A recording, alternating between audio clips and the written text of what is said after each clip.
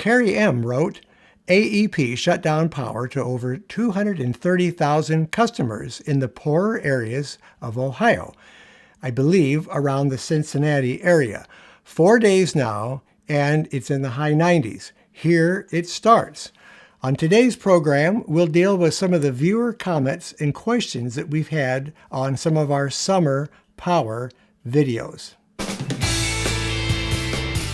Well, you'll notice we're missing someone over to my left here.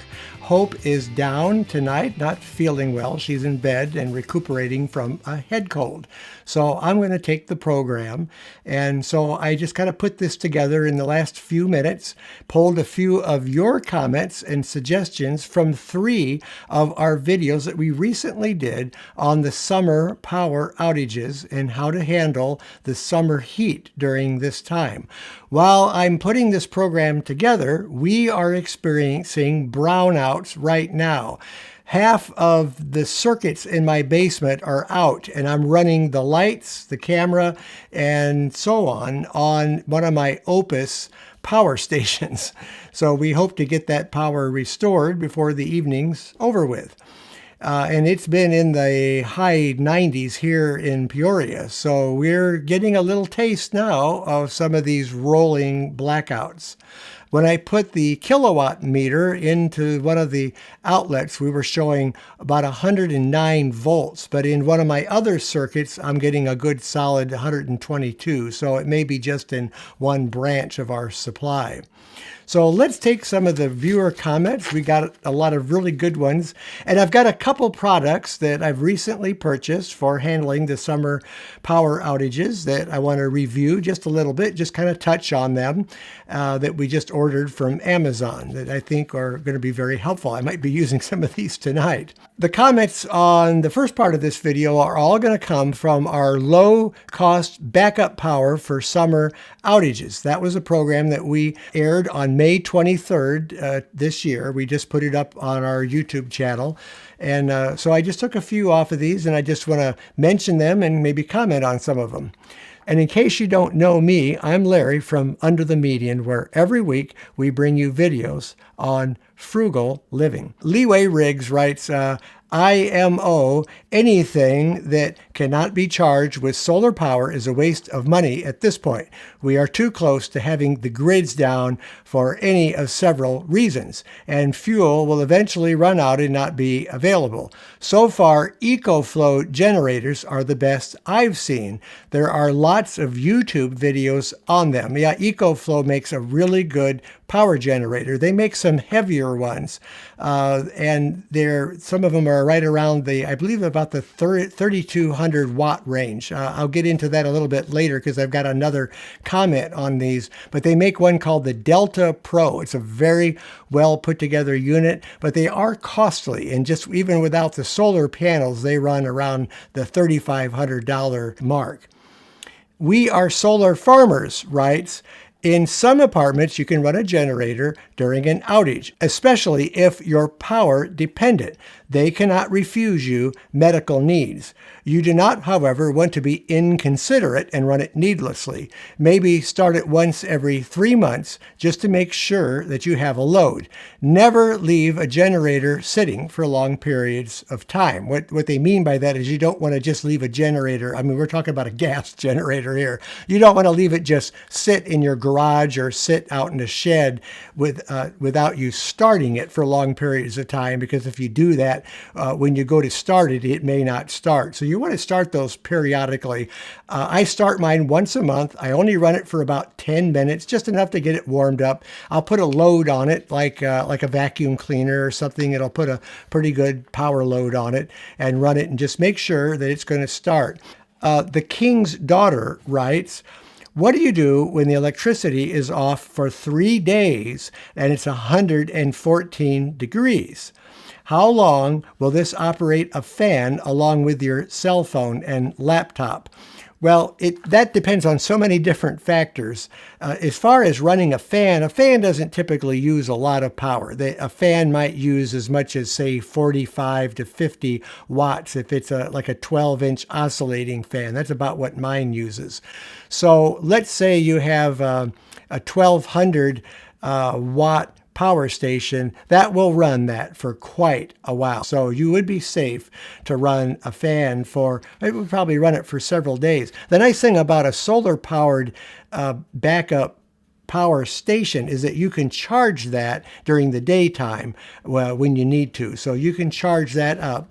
And there's another kind of fan that I would recommend you getting that would be a little bit better even than something you would plug into 110 volts. And we'll cover that toward the end of the program. So what do you do when your electricity is off for 3 days? Well, you want to plan ahead. You want to have some backup power for sure in order to run some of your items. You want to make sure you can run your cell phone, run a radio, run lights, and certainly run some fans if it's that hot. We have quite a few suggestions on a couple of our other programs that we did about summer power outages, and we'll put some links in our description if you want to watch some of those where we talk about different things you can do as far as backup power and keeping cool. There's different things. You want to make sure that you have your blinds closed on your house where the sun's coming in. You want to block that sun during the daytime, and you want to open your house up at night during the coolest part of the day. Close your windows during the day, kind of shut it up, and try to keep that sun from coming in. So those are some things that you can do to kind of help that out. How long will this operate a fan or your cell phone? It'll run a cell phone or a laptop quite a long time too. I mean, you could really go days with like our smaller 1200 watt unit. That's the one that I'm using right now to power this, because a cell phone doesn't really take a lot of power to charge, and a laptop doesn't draw an awful lot either. So if that's all you're going to run, you could do pretty good on a power station. SOS writes, in California, gas generators are banned starting next year. What are my options? And so in that case, I think you would want to go with the battery-operated power stations, and there are many different kinds. We kind of like the Opus brand. The largest they make right now is an 1800 watt. I did a review on that, a pretty extensive review, and you can take a look at that video. Once again, we'll put a link in there in the description for that, so you can kind of watch that and get an idea of what that will power. It won't power everything, but it will power like your toaster or your microwave. It'll power large appliances for a short period of time. Now, we had to run the toaster on it tonight because that was the circuit that was low power. And when my son plugged in the toaster, the lights all went down. So I said, just a minute, let me get the Opus power station. We plugged it into that, and he was able to get some toast. I may have to make the coffee on it tomorrow morning using that. I would certainly go with whatever the largest power generator you can afford. That's what I would go with. Noriko Atsuki, I don't know if I have that pronounced right, says, please tell us which of the products you introduced today can be recharged using solar power. Well, anything can be recharged with solar power. It just depends on how many solar panels you have, what kind of inverter that you have hooked up to it, how much batteries you have. It all depends on your system. The systems that I have, the portable power stations that can be charged with solar panels, well, they'll charge up just about anything that I have. I mean, they're good for just about anything that I need to put a charge in. I run my electric bike off of them. I plug the bike in, and I can get 3 charges off of that bike with my 1800 watt unit. And the bike uses quite a bit of battery, so they're really good for recharge. But what you do is you take the solar panels and you charge the power station first. So you bring that battery up to full charge, and then you use that unit to charge your other devices. So I go through the power station in order to charge up other products in order to get solar power charging. Keemer6 wrote, we were out of power for 4 hours yesterday evening in the San Francisco East Bay. That would be on June 8th. The text message from PG&E said power would be back on at 9:45 a.m. and that 1,905 homes were affected. The other text was from Xfinity saying that the grid down caused cable troubles and no internet connection. I put my home-built 7,200 watt solar generator to good use and switched the transfer switches to power the kitchen and the living room and to keep the fridge and chest freezer running. We used the Instapot and the air fryer to cook up a nice dinner. Around 9:30, I went outside, and the only other homes had lights from LED headbands. We had a 2-hour outage last night as well. It feels great to be prepared. I see more of this coming. The temperatures were in the mid-90s yesterday and today. Yes, I think we're all going to see more of this in coming time. And you are very well prepared. That's an awesome system. And that's really all we can do. Whatever supply that we can afford to put in our house for battery backup is going to help us for sure to get through these power outages. Derek Wagoner writes, I am over prepared. I have 9 lithium iron phosphate batteries and 2 AGM with a total capacity of 17,000 watt hours. 17,000 watt hours. That's a lot of power. 10 inverters and 17 solar panels, making up 5 small off-grid systems from 200 to 800 watts each. Extension cords are running everywhere. Laugh out loud. I use my solar all day, every day, and use the grid power mostly for the 240 volt appliances and furnace and to charge the car. So Derek has a really good system put in place there. That is extremely hefty. I don't have anything like that, but you are really well prepared for power outages. Frank writes, some of these are just fine for temporary outages. Now, once again, he's commenting on that low-cost backup power for summer outages video that we did. And we did a lot of smaller packages, the USB battery banks and so on. So he comments that they're totally worthless for any long-term outage. Without a source for recharging, none of these will work. The same is concerning for a generator. A generator is totally dependent on gas to run. At $6 per gallon, the cost would be prohibitive. That is, if gas is even available. If you want real long-term power, then solar or wind is the only way to go with a quality controller and good lithium batteries. That is quite true. I think that having a good battery solar power system is the way to go, because if you're going long term, you should have some sunny days enough to put a charge back into the batteries as you use power. And you can get smaller solar systems to supply for those little USB battery banks that we were showing. You can get a smaller system. You can even put that in your window and recharge those. And I want to show you, while I'm talking about that, I want to show you a little system that I bought just recently off of Amazon. This is my 20,000 milliamp RAV power bank, and it's a USB. You charge it with USB. It has 3 USB ports on it, but I picked up these 2 lights. These are called Onite, O-N-I-T-E, Onite. It's a 2-pack, and it comes with its own Y plug. So this has a Y jack it has 1 USB on one end and 2 on the other that you can plug both of these in to just 1 USB input on your USB power bank. If you have one that only has 1 input, then you can run both of these.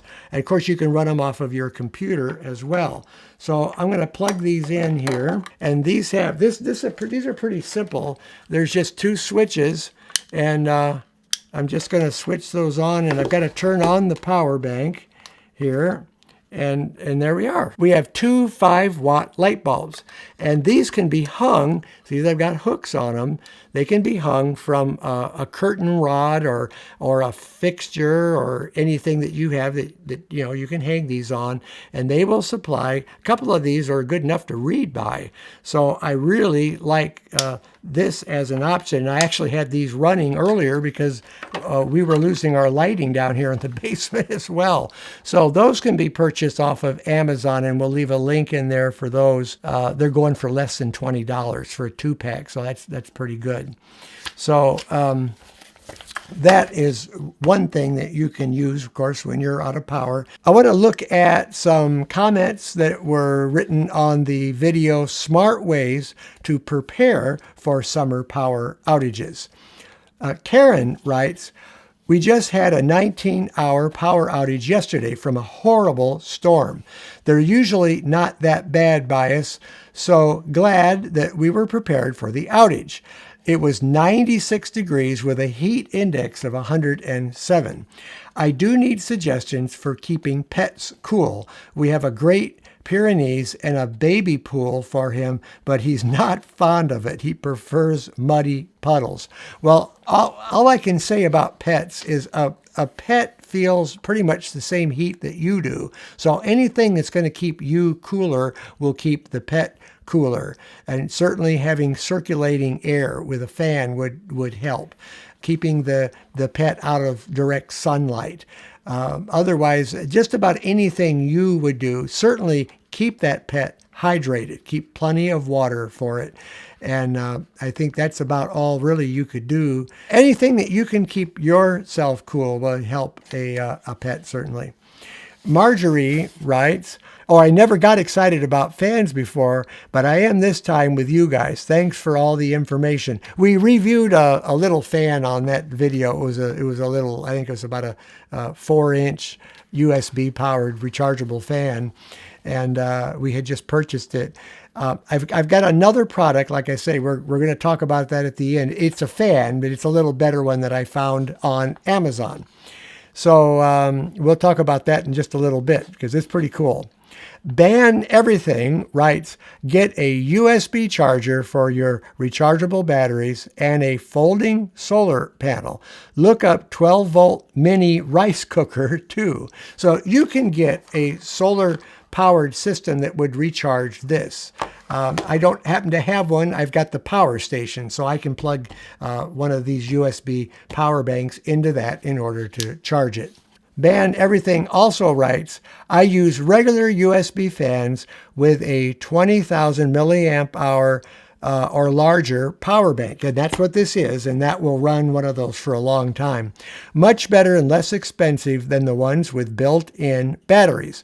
A folding solar panel can directly power these fans and charge the power bank." So Ban Everything has a great suggestion there. Sandra McCollum writes, "We have 3 USB fans. Light it is for a tent and an RV, and it works great. My window air went out and I use it and it feels great. We have battery power fans also. My daughter is going camping next week and she's taking 2 of my fans with her." And I didn't even know anything about battery operated fans until just recently. So I'm kind of recent to the battery fan thing, but they have had these out for RVs and tent campers for a few years now. Now, I promised that I would show you one more product here that I recently purchased. I purchased this from Amazon, and I want to pull up the description here. This is a camping fan with an LED lantern, and it has it's an 8-inch fan. It has a built-in 10,000 milliwatt hour battery. It's a rechargeable battery. It has a USB-C port on the back, and this device can be run on low. Here's the fan on low, and that just puts out a nice light breeze. But on high, that blows pretty good. See, that's that's blowing the hair pretty good there. And then it has a light. Isn't that nice? It has a 3 different stage light to give your room a little bit of light, and it's not super bright, but it's enough to light up a room and let you kind of see to get around. I can actually read by this, so a very nice camping light. It can hang from your tent. It has a if you want to use it tent camping, it has a hook, but that can be hung anywhere in your house. And then this acts as a stand that you can just set that up on, and you can aim it straight at you, or you can aim it up a little bit higher. So that is a really nice fan, and that is on Amazon, and that runs for less than $35. It has a maximum time of working of 28 hours. Isn't that great? So when it is charged in, when you're charging it, you can run the light on low and you can run the fan on low while it's charging up. So you can actually use this while it is charging. Well, I hope that by Monday we have the other half of Under the Median with us. We're going to go over some suggestions that you guys gave us on our last video on some pantry stock-up items other than food items. That was our last Monday video, and we're going to pull some comments out of there and share some of our viewer comments with the rest of our family. So I hope you enjoyed this video. If you did, give it a like, give it a thumbs up, and subscribe if you're not a subscriber and you like what you're seeing. Make sure you hit that notification bell. We're going to put a link over here for the low-cost backup power for summer outages video, and that's the one you should watch next.